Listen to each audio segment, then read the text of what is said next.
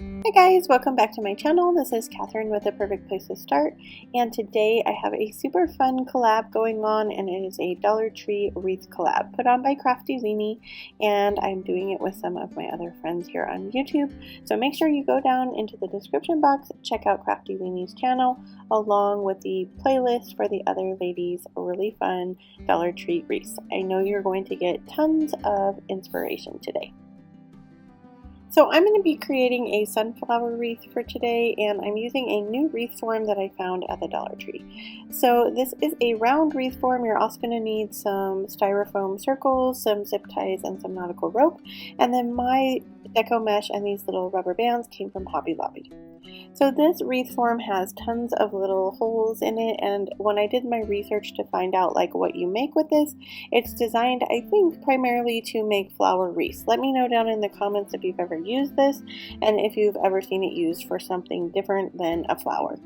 But this deco mesh is more of a plastic deco mesh, and we're going to cut it into 10 by 10 inch squares. So this deco mesh is 10 inches. We're cutting it at 10 inches, so that makes it a 10 by 10 square. So when I go to fold my petals, I'm just going to take one corner and fold it up to the other corner. I realized when I started doing this that my square was not even. So this is the first time I've ever used this method and the first time I've ever made this kind of wreath. So it's kind of a learning curve for me here, but you definitely want to match those up as close as you possibly can.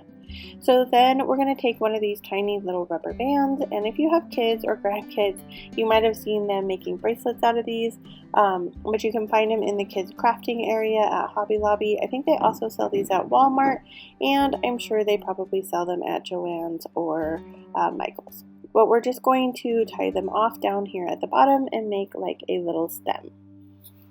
We're going to make 18 of these petals to go around the outside of the wreath frame. I went every other circle, so if you want to have more of these petals, you definitely could make more and go every single one. I feel like the very outer ring, you don't need to have as many because it gets filled up with the other petals. So as we go around, we're going to just continue to do the same thing and making little stems at the very bottom of the petal. Now that we have all 18 of them made, we're going to use our zip ties and we're going to go through the bottom of the wreath. So you want one side on each of the circles, and then you're going to tighten that as tight as you possibly can on the little stem that we made with the petals. So these Dollar Tree zip ties are not as sturdy as some of the other zip ties that I've used that my husband kind of gets and has in the garage. But I wanted to make this as much of a Dollar Tree wreath as I could, and so that's why I went ahead and picked these up. But they still worked great, and if you can't find zip ties anywhere else, they work in a pinch. I wanted to find these smaller zip ties, and I know that the Dollar Tree has sold those in the past, and my Dollar Tree just didn't have the smaller ones. But anyway, any zip tie will do here. So you're just going to thread it into those holes and making sure that they are threaded through the bottom, and then you're going to zip it tight and then trim it off. So I like to trim my zip ties with a wire cutter. I find that it cuts it much easier than scissors. So definitely there's a lot of zip ties involved in this wreath. So you're going to want to have something that's going to cut it much easier than scissors. So we're going to do these petals all around the outside of the wreath form. They don't end up matching up very well, as you're going to see here in a little bit as we move on to our next color. I don't know if that is just because it's a Dollar Tree wreath form like this, or if they don't match up, period, because I know that there are some other brands of these circular wreath forms. So I'm using some buffalo check mesh here. This is the same kind. It's a plastic mesh. This was my favorite mesh of the day. I had so much fun working with this. I kind of wish that I had added 2 sections of this color in the wreath. I only added 1 section, but I definitely think the wreath could have benefited from 2, and we'll talk about that later as we get to the yellow part. So we're going to cut these again 10 inches, and the mesh is 10 inches, so 10 by 10 square. And I actually make 17 of these because we're going to go on the next ring of the wreath, and we're filling in any of the blank sections around the black part. So basically what that means is I'm going to thread my zip tie into the bottom, and then I'm going to place my petal in between two of the black petals. Now, I was following the same pattern that I did on the black one, but I found that they didn't quite match up. If you can see on the left hand side, there is more space between my petals than there is on the right hand side. So I don't know if I counted wrong or if I just didn't space them correctly, but as I was counting, I figured I did. So it could just be the wreath circles don't match up. But you don't really need to worry about that because you're just going to place your petal, your next color petal, in between the solid colored petal. Because the idea is to have none of the gray wreath form showing. So we're doing the same process. We're going to take our zip tie going through the bottom, then we're going to attach our Deco mesh and then pull it as tight as you can with the zip tie.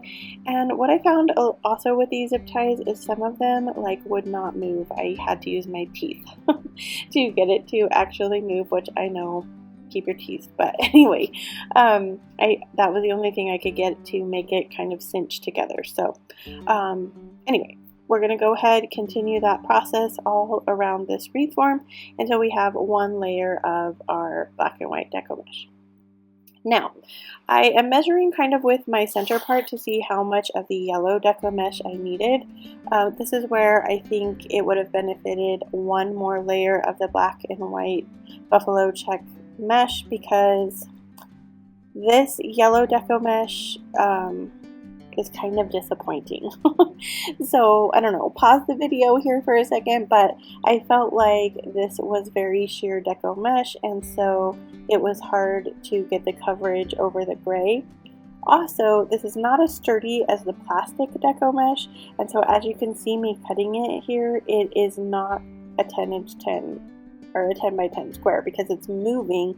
I got these weird shapes when I went to make the petals, but I continued on because I was going to finish this and show you guys exactly how it ended up turning out. Now, I kind of wish in hindsight that I had used some burlap here, because I think that that would have turned out really beautiful. So I do have one more of these wreath forms, and I forgot to mention that at the beginning, but this is the larger one. They also sell a smaller version of the same wreath form at the Dollar Tree. I picked up two, one of these large and one of the small, and I think I'm going to go back and get another large one because I think I need to take two of this wreath. Let me know down in the comments if you guys want to see a take two and maybe using burlap or a more sturdier Deco mesh. Let me know if you guys want to see it. I'm down for it. So I'm doing the same process, and I'm going to just use my zip ties again.